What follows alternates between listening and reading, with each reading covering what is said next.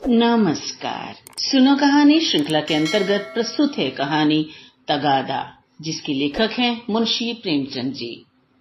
सेठ चेतराम ने स्नान किया, शिवजी को जल चढ़ाया, 2 दाने मिर्च चबाए, 2 लोटे पानी पिया और सोटा लेकर तगादे पर चले।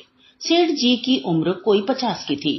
सिर के बाल झड़ गए थे और खोपड़ी ऐसी साफ सुथरी निकल आई थी जैसे ऊसर खेत। आपकी आंखें थी तो छोटी लेकिन बिल्कुल गोल।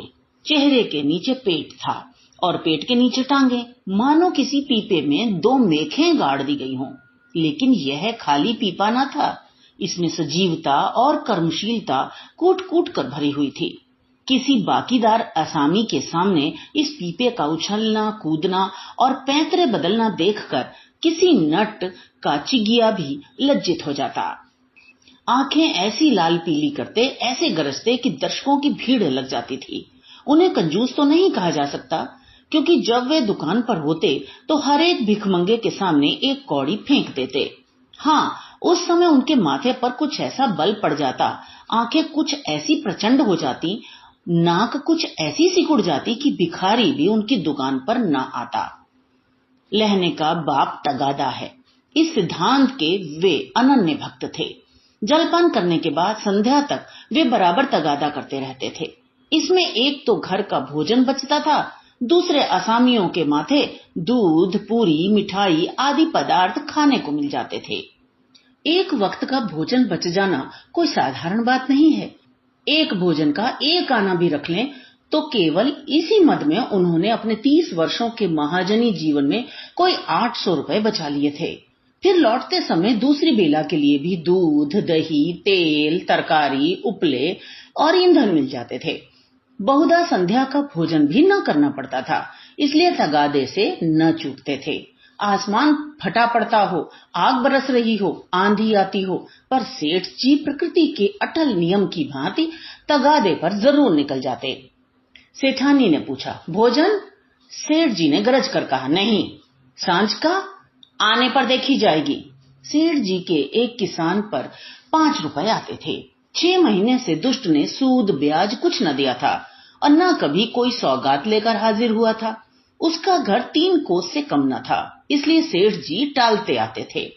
आज उन्होंने उसी गांव चलने का निश्चय कर लिया। आज दुष्ट से बिना रुपए लिए न मानूंगा, चाहे कितना ही रोए घिघियाए। मगर इतनी लंबी यात्रा पैदल करना निंदास्पद था। लोग कहेंगे नाम बड़े दर्शन छोटे। कहलाते सेठ, चलते हैं पैदल, इसलिए मंथर गति से इधर उधर ताकते, राहगीरों से बातें करते चले जाते थे कि लोग समझें वायु सेवन करने जा रहे हैं। सहसा एक खाली इक्का उनकी तरफ जाता हुआ मिल गया। इक्केवान ने पूछा, कहाँ लाला, कहाँ जाना है? सेठ जी ने कहा, जाना तो कहीं नहीं है, 2 परग तो और है, लेकिन लाओ बैठ जाएं। इक्के वाले ने चुभती हुई आंखों से सेठ जी को देखा। सेठ जी ने अपनी लाल आंखों से उसे घूरा। दोनों समझ गए आज लोहे के चने चबाने पड़ेंगे। इक्का चला। सेठ जी ने पहला वार किया, कहाँ घर है मियां साहब? घर कहाँ है हुजूर, जहां पढ़ रहूं वहीं घर है। जब घर था तब था, अब तो बेघर बेदर हूं, और सबसे बड़ी बात यह है कि बेपर हूं। तकदीर ने पर काट लिए, लंडूरा बनाकर छोड़ दिया। मेरे दादा नवाबी में चकलेदार थे हुजूर, 7 जिले के मालिक, जिसे चाहें तोप दम कर दें, फांसी पर लटका दें। निकलने के पहले लाखों की थैलियां नजर चढ़ जाती थी हुजूर। नवाब साहब भाई की तरह मानते थे। एक वे दिन थे, एक दिन यह है कि हम आप लोगों की गुलामी कर रहे हैं। दिनों का फेर है। सेठ जी को हाथ मिलाते ही मालूम हो गया पक्का फिकैत है, अखाड़ेबाज, इससे पेश आना मुश्किल है। पर अब तो कुश्ती बद गई थी, अखाड़े में उतर पड़े थे। बोले, तो ये कहो कि बादशाही घराने के हो? यह सूरत ही गवाही दे रही है। दिनों का फेर है भाई, सब दिन बराबर नहीं जाते। हमारे यहाँ लक्ष्मी को चंचला कहते हैं, बराबर चलती रहती हैं। आज मेरे घर, कल तुम्हारे घर। तुम्हारे दादा ने रुपए तो खूब छोड़े होंगे। इक्के वाला, अरे सेठ, उस दौलत का कोई हिसाब न था। न जाने कितने तहखाने भरे हुए थे, बोरों में सोने चांदी के डले रखे हुए थे, जवाहरात टोकरियों में भरे पड़े थे। एक एक पत्थर 50-50 लाख का। चमक दमक ऐसी थी कि चिराग मात। मगर तकदीर भी तो कोई चीज है। इधर दादा का 40वां हुआ, उधर नवाबी बुर्द हुई, सारा खजाना लुट गया। छकड़ों पर लाद लाद कर लोग जवाहरात ले गए, फिर भी घर में इतना बच रहा था कि अब्बा जान ने जिंदगी भर ऐश की, ऐसी ऐश की कि क्या कोई भुकवा करेगा। 16 कहारों के सुखपाल पर निकलते थे, आगे पीछे चौबदार दौड़ते चलते थे। फिर भी मेरे गुजर भर को उन्होंने बहुत छोड़ा। अगर हिसाब किताब से रहता तो आज भला आदमी होता, लेकिन रईस का बेटा रईस ही तो होगा। एक बोतल चढ़ाकर बिस्तर से उठता था, रात रात भर मुजरे होते रहते थे। क्या जानता था एक दिन ये ठोकरें खानी पड़ेंगी। सेठ, अल्लाह मियाँ का शुक्र करो भाई कि ईमानदारी से अपने बाल बच्चों की परवरिश तो करते हो, नहीं तो हमारे तुम्हारे कितने ही भाई रात दिन कुकर्म करते रहते हैं, फिर भी दाने दाने को मोहताज रहते हैं। ईमान की सलामती चाहिए, नहीं दिन तो सभी के कट जाते हैं। दूध रोटी खाकर कटे तो क्या, सूखे चने चबाकर कटे तो क्या, बड़ी बात तो ईमान है। मुझे तो तुम्हारी सूरत देखते ही मालूम हो गया था कि नीयत के साफ सच्चे आदमी हो। बेईमानों की तो सूरत ही से फटकार बरसती है।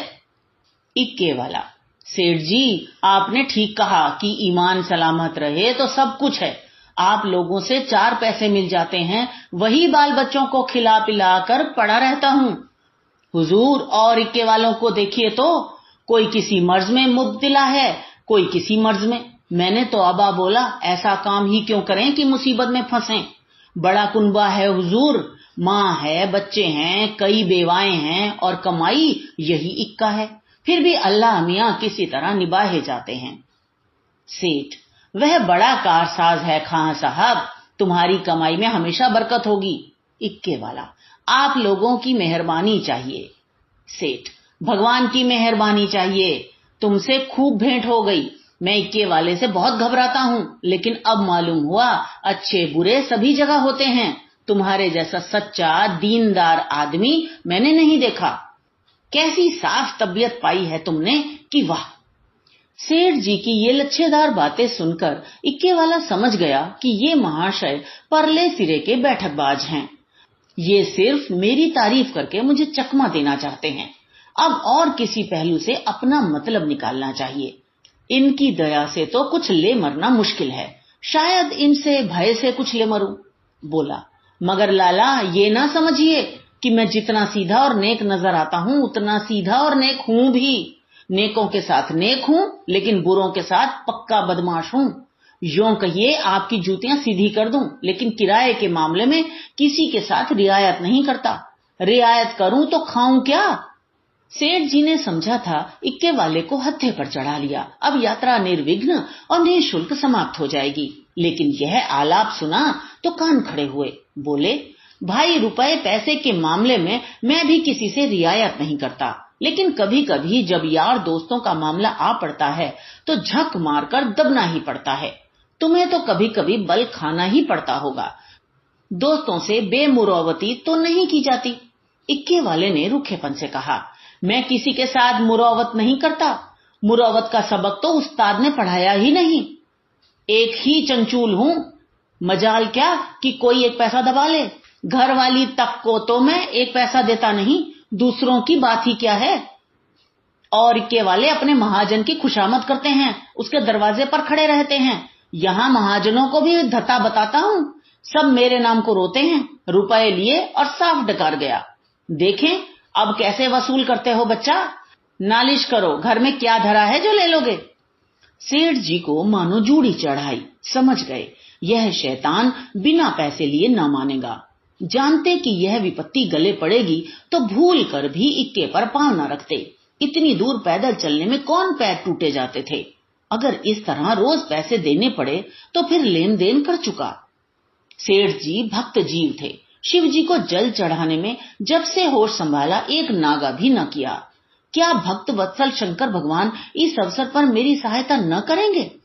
इष्ट देव का सुमिरन करके बोले, खां साहब और किसी से चाहे ना दबो, पर पुलिस से तो दबना ही पड़ता होगा, वह तो किसी के सगे नहीं होते। इक्के वाले ने कह कहा मारा, कभी नहीं, उनसे उल्टे और कुछ न कुछ वसूल करता हूँ। जहां कोई शिकार मिला झट सस्ते भाड़े बैठाता हूँ और थाने पर पहुंचा देता हूँ। किराया भी मिल जाता है और इनाम भी। क्या मजाल की कोई बोल सके। लाइसेंस नहीं लिया आज तक। लाइसेंस मजे में सदर में इक्के दौड़ाता फिरता हूँ। कोई साला चू नहीं कर सकता। मेले ठेलों में अपनी खूब बनाती है। अच्छे अच्छे माल चुनकर कोतवाली पहुंचाता हूँ। वहां कौन किसी की दाल गलती है। जिसे चाहे रोक लें। 1 दिन 2 दिन 3 दिन 20 बहाने हैं।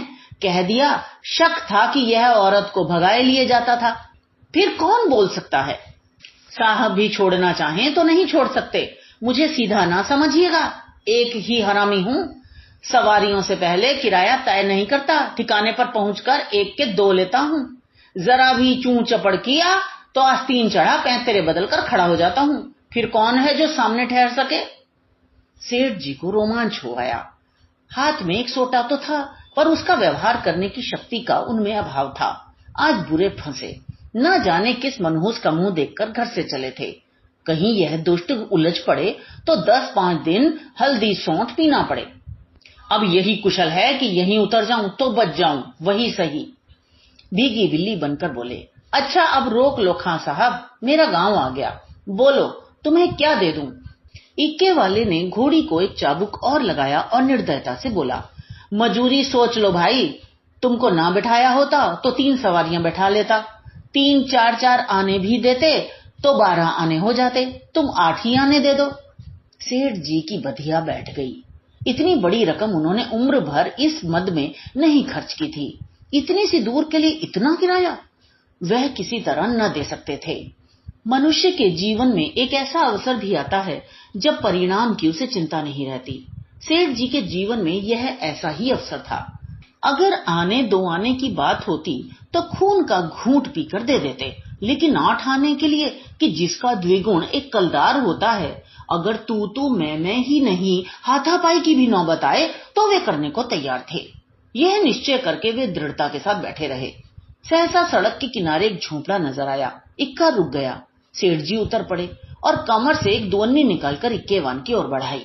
इक्केवान ने सेठ जी के तेवर देखे तो समझ गया ताव बिगड़ गया। चाशनी कड़ी होकर कठोर हो गई। अब यह दांतों से लड़ेगी। इसे चुबल कर ही मिठास का आनंद लिया जा सकता है। नम्रता से बोला, मेरी ओर से इसकी रेवड़ियां लेकर बाल बच्चों को खिला दीजिए। अल्लाह आपको सलामत रखे। सेठ जी ने एक आना और निकाला और बोले, बस अब जबान ना हिलाना, एक कौड़ी भी बेसी ना दूंगा। इक्के वाला, नहीं मालिक, आप ही ऐसा कहेंगे तो हम गरीबों के बाल बच्चे कहां से पलेंगे। हम लोग भी आदमी पहचानते हैं हुजूर। इतने में झोपड़ी में से एक स्त्री गुलाबी साड़ी पहने पान चबाती हुई निकल आई और बोली, आज बड़ी देर लगाई। यकायक सेठ जी को देखकर बोली, अच्छा आज लाला जी तुम्हारे इक्के पर थे, फिर आज तुम्हारा मिजाज काहे को मिलेगा।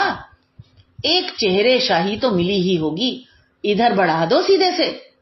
यह कहकर वह सेठ जी के समीप आकर बोली, आराम से चरपैया पर बैठो लाला, बड़े भाग थे कि आज सवेरे सवेरे आपके दर्शन हुए। उसके वस्त्र मंद मंद महक रहे थे। सेठ जी का दिमाग ताजा हो गया। उसकी ओर कनखियों से देखा। औरत चंचल, बांकी कटीली, तेज तर्रार थी। सेठानी जी की मूर्ति आंखों के सामने आ गई। भद्दी, थल थल, पिल पिल, पैरों में बेवाय फटी हुई, कपड़ों से दुर्गंध उड़ती हुई। सेठ जी नाम मात्र को भी रसिक न थे, पर इस समय आंखों से हार गए। आंखों को उधर से हटाने की चेष्टा करके चारपाई पर बैठ गए। अभी कोस भर की मंजिल बाकी है, इसका ख्याल ही ना रहा।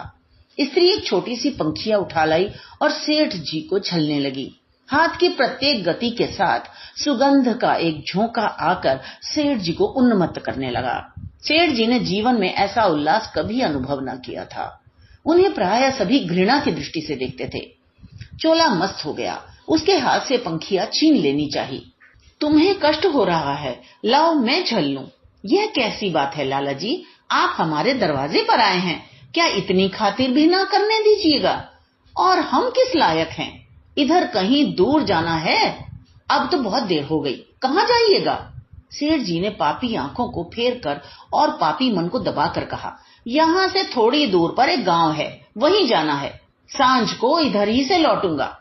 सुंदरी ने प्रसन्न होकर कहा, तो फिर आज यहीं रहिएगा, सांझ को फिर कहां जाइएगा। एक दिन घर के बाहर की हवा भी खाइए, फिर ना जाने कब मुलाकात होगी।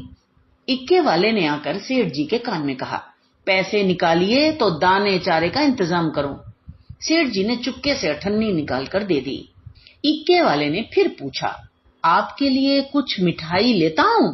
यहाँ आपके लायक मिठाई तो क्या मिलेगी? हाँ, मुंह मीठा हो जाएगा। सेठ जी बोले, मेरे लिए कोई जरूरत नहीं। हाँ, बच्चों के लिए ये 4 आने की मिठाई लिवाते आना।